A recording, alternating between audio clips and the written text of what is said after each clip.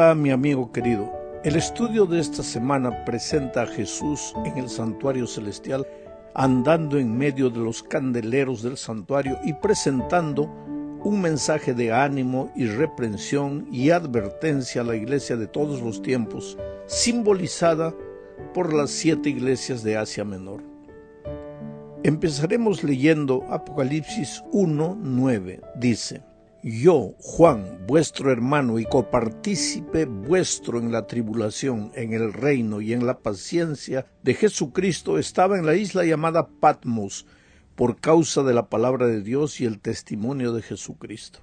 Mira, en este texto que acabo de leer, Juan se presenta como nuestro hermano y copartícipe en la tribulación. Esto es impresionante porque a veces, cuando el dolor llega a nuestra vida, creemos que somos los únicos sufridores en el mundo. Pero Juan dice que él también sufrió. Lo que Juan desea decirnos es que mientras peregrinemos en este mundo de pecado, el dolor pues tocará muchas veces a los hijos de Dios. El dolor no es solamente fruto de nuestro pecado o de nuestras decisiones equivocadas. Juan no le había hecho mal a nadie. ¿Cuál había sido su delito? ¿Por qué se encontraba abandonado en aquella isla solitaria? Él mismo responde: por causa de la palabra y el testimonio de Jesucristo. Quiere decir que no solo nuestras malas decisiones pueden acarrearnos dolor. La fidelidad a Dios en este mundo malo también puede traer dolor y sufrimiento a los hijos de Dios. Tal vez en ese momento tú estás sufriendo justamente por ser fiel a lo que Dios espera de ti. Pero Jesús había hecho una promesa que está registrada en Mateo 5, 10 al 12. Dice así: Bienaventurados los que padecen persecución por causa de la justicia, porque de ellos es el reino de los cielos. Bienaventurados sois cuando por mi causa os vituperen y os persigan y digan toda clase de mal contra vosotros, mintiendo. Gozaos y alegraos, porque vuestro galardón es grande en los cielos, porque así persiguieron a los profetas que fueron antes de vosotros. Y ahora Juan, solo en la isla de Patmos, toma esa promesa para sí. Vamos a hablar un poco de la isla. Patmos es una pequeña isla en el mar Egeo. Tiene forma de media luna y una extensión de 12 por 6 kilómetros más o menos. Debido a su situación geográfica y a su topografía, el gobierno romano utilizaba la isla de Patmos como un sitio ideal para desterrar a los criminales. Según el historiador romano Tácito, el destierro a islas como la de Patmos era una forma común de castigo en el primer siglo. La persona que era desterrada perdía el honor, los bienes, era castigado físicamente y con trabajos forzados. Tal vez Juan no experimentara muchas de estas cosas. Sin embargo, este destierro era terrible para un hombre de su edad. Él ya tenía casi 99 años. Por lo tanto, cuando Juan animaba a los hermanos de las iglesias de Asia que estaban sufriendo para que se mantuviesen firmes a pesar del dolor, no lo hacía desde una posición cómoda y segura, sino que él también estaba en la misma lucha y corría la misma suerte que ellos. Muchos creyentes en diversas partes del mundo sufren hoy la misma vergüenza y persecución que soportaron esos creyentes de la antigüedad por su fidelidad a Cristo. Pero sin duda, los que vivimos de este otro lado del mundo no tenemos ese tipo de persecuciones, pero somos más probados por el materialismo que por la persecución. Y eso es peligroso, porque el materialismo nos lleva al acostumbramiento, a la mediocridad espiritual. Nosotros también podemos pasar por diferentes pruebas, a pesar de que no estamos siendo perseguidos, pero de repente en este momento tú estás sufriendo porque has perdido un empleo o porque alguien te ha calumniado por tus convicciones cristianas, en fin.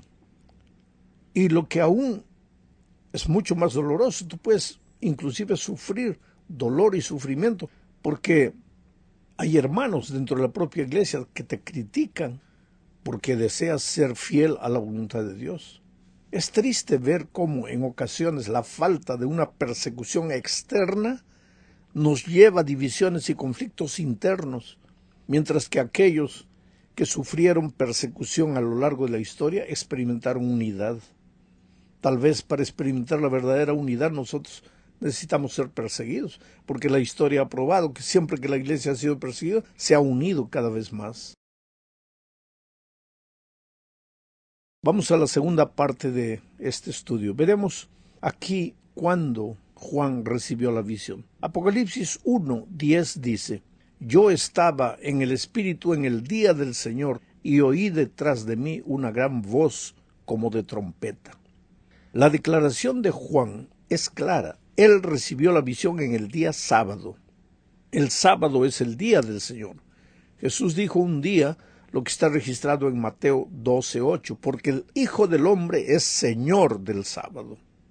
Y esto solo confirmaba lo que ya había dicho en Isaías 58:13, si apartas tu pie por respeto al sábado, para no hacer tu capricho en mi día santo, si al sábado llamares delicia, consagrado al Señor y glorioso, y si lo honras, no haciendo según tus propios caminos, ni buscando tu propia conveniencia, ni hablando tus propias palabras, bueno, aquí está claro que el día del Señor es el sábado. Por tanto, fue un sábado cuando Juan estaba buscando la presencia de Dios y mientras gozaba de la comunión íntima con Él, en adoración, que tuvo esa visión del Señor. Por lo tanto, de alguna manera, este pasaje nos está diciendo que estaremos más preparados para escuchar a Dios cuando estemos dedicados a la adoración. De hecho, la adoración es una de las actividades principales que vamos a ver a lo largo de todo el libro de Apocalipsis. Por eso decimos que la iglesia en la tierra no está nunca más cerca del cielo que cuando adora a Dios de forma que solo Él es digno. Es entonces cuando en el Espíritu experimentamos un anticipo del cielo, así como lo hizo Juan. Sin embargo, es importante mencionar algunos detalles sobre la adoración. En nuestros días muchos confunden la adoración con música. Un buen equipo de sonido, una elegante coreografía. Piensan que estas cosas son la adoración, o por lo menos ayudan a adorar mejor al Señor.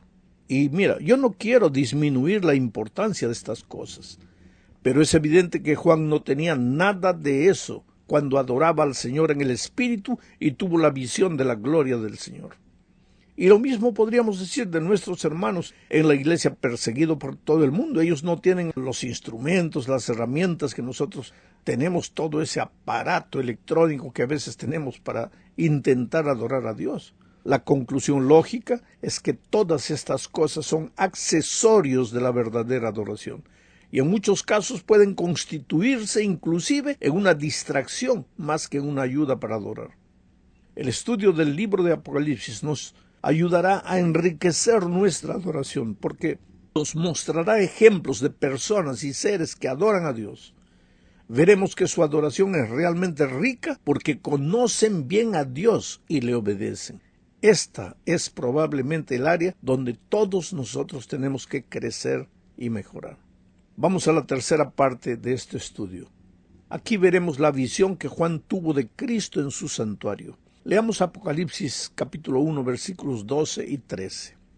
Di vuelta para ver la voz que hablaba conmigo, y habiéndome vuelto vi 7 candeleros de oro, y en medio de los candeleros vi a uno semejante al Hijo del Hombre, vestido con una vestidura que le llegaba hasta los pies y tenía el pecho ceñido con un cinto de oro.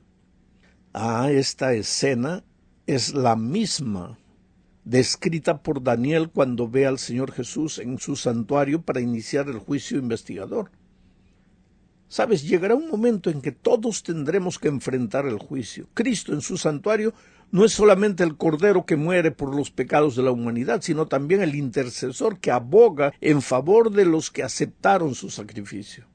Ahora, el tema del juicio no debe asustar a nadie, porque nuestro sumo sacerdote, que es Cristo, camina en medio de los candeleros. ¿Quiénes son estos candeleros? Eso es fácil de responder, porque la Biblia se interpreta a sí misma. Y en el versículo 20, recuerda que estamos en Apocalipsis 1, de este capítulo primero de Apocalipsis, leemos lo siguiente. en cuanto al misterio de las 7 estrellas que has visto en mi mano derecha, y de los 7 candeleros de oro, las 7 estrellas son los ángeles de las 7 iglesias, y los 7 candeleros son las 7 iglesias. ¿Te das cuenta de la respuesta? Los candeleros son un símbolo de las 7 iglesias de Asia, que por su vez son un símbolo de la iglesia de Dios a lo largo de la historia. Y tú sabes que la iglesia está formada por personas, por cristianos, creyentes en Cristo Jesús. Tú eres parte de la iglesia de Dios. En otras palabras, Dios desea moverse o caminar en su iglesia y con su iglesia, entre sus hijos. Ese siempre fue el deseo de Dios. Desde el Antiguo Testamento, cuando en Levítico 26:2 dijo: andaré entre vosotros y seré vuestro Dios y vosotros seréis mi pueblo. Esta figura del sumo sacerdote moviéndose entre las lámparas es elocuente, porque en Israel el sacerdote caminaba diariamente entre los candeleros del lugar santo para cuidar que ninguna vela, ninguna lámpara se apagase. Él cambiaba diariamente el aceite, vigilaba para que ninguna perdiera su capacidad de alumbrar. Ahora, esto nos habla del maravilloso cuidado de Dios que camina en medio de su iglesia, de sus hijos, para que ningún cristiano muera en su experiencia espiritual, para que ningún cristiano deje de cumplir su misión de alumbrar en medio de este mundo lleno de oscuridad. Vamos a la cuarta parte de este estudio. Aquí veremos el mensaje de Jesús para la iglesia de todos los tiempos. En los capítulos 2 y 3 de Apocalipsis encontramos 7 diferentes mensajes para 7 diferentes iglesias del territorio de Asia Menor. Estas cartas deben ser interpretadas de 3 maneras. En primer lugar, en el aspecto histórico, estas cartas fueron escritas para 7 iglesias reales de aquel tiempo: Efeso, Esmirna, Pérgamo, Tiatira, Sardis, Filadelfia y Laodicea. Fueron 7 ciudades donde había iglesias cristianas. Hoy día la mayoría de esas ciudades son ruinas. Pero esas iglesias fueron reales, con problemas espirituales reales. Y las cartas de Juan tenían como propósito original ayudar a los hermanos de esas iglesias a resolver sus problemas. Pero hay un segundo aspecto en la interpretación de estas cartas. Estas cartas también tienen un sentido profético. La prueba es que, habiendo muchas otras iglesias, Dios escogió solamente estas 7 para describir las características de su iglesia a lo largo de los diferentes periodos de la historia. Pero finalmente estas cartas también tienen un sentido espiritual que se aplica a la iglesia de Dios en cualquier momento de la historia. La iglesia siempre tuvo dificultades espirituales. Si tomas, por ejemplo, tu iglesia, vas a encontrar algunas o muchas de las características descritas en estas cartas. Proféticamente, por ejemplo, vivimos en el periodo de la Odisea, pero si analizamos con cuidado, veremos que todas las características de estas cartas de las otras iglesias se reflejan de una u otra manera en la iglesia de hoy, en tu iglesia, en la mía. Así que en lugar de estar preocupados solo con la historia, debemos tomar cada carta como un mensaje a nosotros personalmente y debemos pedirle a Dios que nos corrija donde necesitamos ser corregidos. Llegamos al fin de este estudio viendo el mensaje a Efeso. Esta es la primera carta. Las otras 6 las estudiaremos la próxima semana. El mensaje a Efeso empieza con una descripción de la iglesia. Apocalipsis 2:2 dice: yo conozco tus obras, tu arduo trabajo y tu perseverancia, que no puedes soportar a los malos, que has puesto a prueba a los que dicen ser apóstoles y no lo son, y los has hallado mentirosos. Esto es interesante. Falsos apóstoles y pseudo reformadores han existido en todos los tiempos, inclusive en la época de la iglesia de Efeso. Solo que en la época de la iglesia de Efeso, no había redes sociales. Imagina si las hubiera como hoy. Pero lo bueno de la iglesia de Efeso es que no creía en estos falsos maestros. No andaba metida en el internet para ver qué es lo que se hablaba de la iglesia y de sus dirigentes. Y Jesús les dice, yo conozco tus obras. No hay nada oculto a los ojos de Dios. Él sabe todo. Él conoce nuestras obras, nuestros pensamientos, nuestros sentimientos, nuestros deslices, pero también nuestros dolores. Y eso es lo maravilloso de Dios, que no somos seres humanos abandonados en el mundo. Él conoce todo lo que nosotros somos y sentimos. En el versículo 3 dice, sé que tienes perseverancia, que has sufrido por causa de mi nombre y que no has desfallecido. Perseverancia. Perseverancia es constancia.